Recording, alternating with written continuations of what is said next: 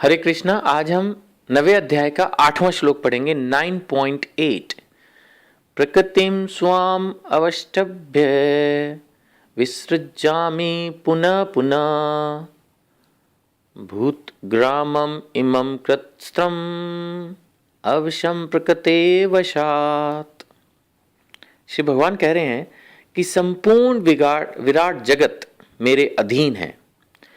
यह मेरी इच्छा से बारंबार स्वतः प्रकट होता है और मेरी ही इच्छा से अंत में विनष्ट हो जाता है। 8वें अध्याय में भी हमने इस विषय पर थोड़ी चर्चा की थी कि किस तरह से ब्रह्मा जी की रात्रि और दिन में जगत बार बार क्रिएट होता है, बार बार फिनिश होता है और ब्रह्मा जी की भी डेथ हो जाती है। इस श्लोक के परपट में प्रभुपाद जी पूरा प्रोसेस फिर से एक्सप्लेन कर रहे हैं। जो भक्त इस विषय को ध्यान से पढ़ना चाहते हैं वो 9वें अध्याय का 8वां श्लोक जो कि मैं आज पढ़ रहा हूं, इसका परपट भगवद गीता यथारूप किताब से जरूर पढ़ें। उससे उन्हें इस विषय में अधिक जानकारी मिलेगी। प्रभुपाद जी अपने परपट में लिख रहे हैं कि सृष्टि के समय भगवान की जो शक्ति है वो महत्व तत्व के रूप में प्रकट होती है, जिसमें भगवान अपने प्रथम पुरुष अवतार महाविष्णु के रूप में प्रवेश कर जाते हैं। आगे बताया जा रहा है कि वे कारण सागर में शयन करते हैं और अपने श्वास से और स्किन पोर से असंख्य ब्रह्मांड निकालते हैं और इन ब्रह्मांडों में से हर एक में वे गर्भोदक्षाय विष्णु के रूप में प्रवेश करते हैं।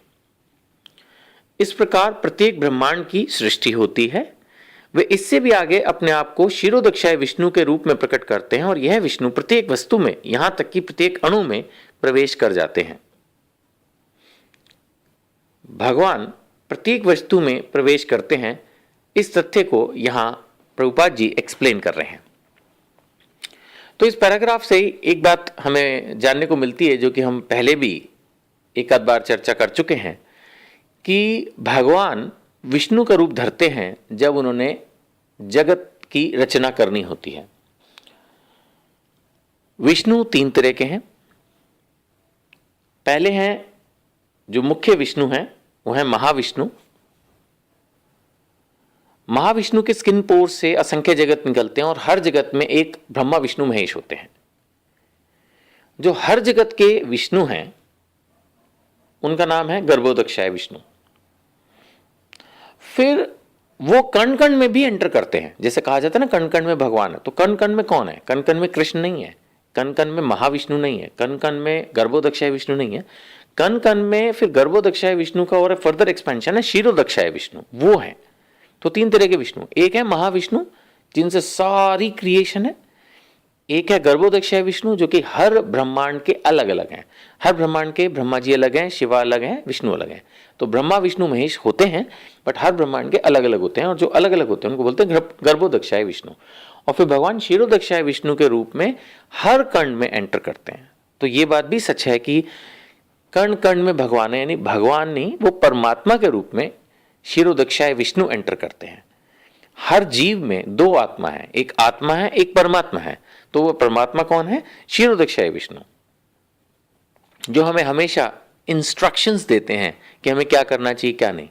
बहुत सारे लोग उनको परमात्मा के रूप में जानते हैं और कुछ अंतरात्मा कहते हैं। अंतरात्मा की आवाज, वो अंतरात्मा का मतलब परमात्मा। आवाज आती है अंदर से कि बेटा गलत मत कर, झूठ मत बोल, पाप मत कर।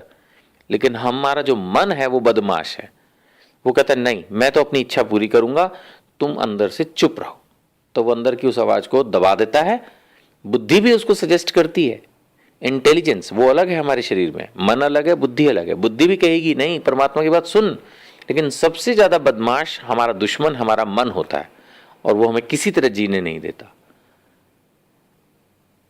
खैर इस विषय पे हम पहले भी कई बार चर्चा कर चुके हैं और आगे करते रहेंगे।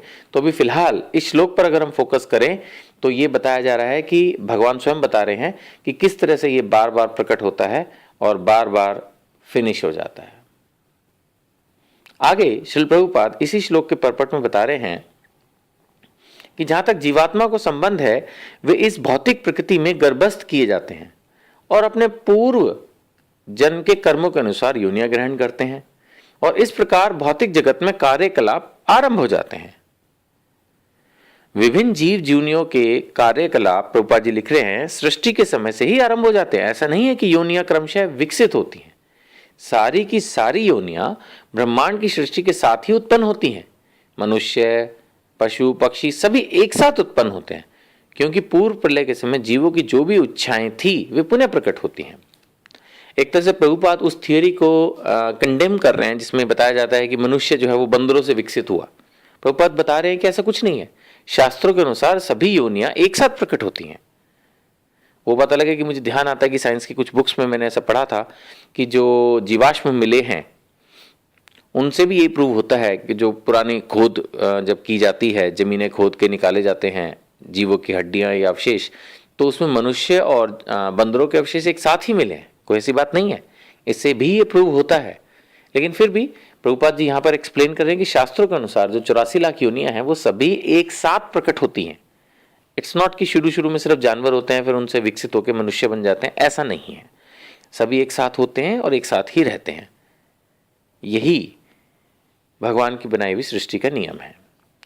तो इस श्लोक में यही बताया जा रहा है कि बार बार फिनिश होता है, बार बार प्रकट होता है।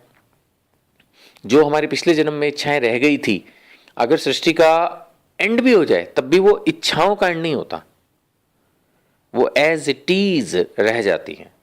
और जब दोबारा से सृष्टि क्रिएट होती है तो हम दोबारा से प्रकट होते हैं और इच्छाओं के अनुसार फिर से शरीर प्राप्त करते हैं। इसीलिए प्रभुपाद समझाते थे कि मानव जीवन का लक्ष्य है इस बर्थ डेथ साइकिल को फिनिश करना, जो शायद करोड़ों अरबों खरबों साल से है जिसमें हम उलझे हुए हैं। और अगर हम इसी दुनिया में इसी तरह से उलझे रहेंगे, बिल्कुल भी भगवान की भक्ति की तरफ नहीं ध्यान देंगे, कोई यज्ञ दान तपस्या की तरफ ध्यान नहीं देंगे, तो संभव है कि हम मनुष्य योनियों की तरफ मनुष्य योनियों में तो हैं, संभव है कि हम पशु या पंछी या अन्य योनियों की तरफ लौट जाए और उससे तो बाहर निकलना और भी नेक्स्ट टू इम्पॉसिबल हो जाता है। हरे कृष्णा।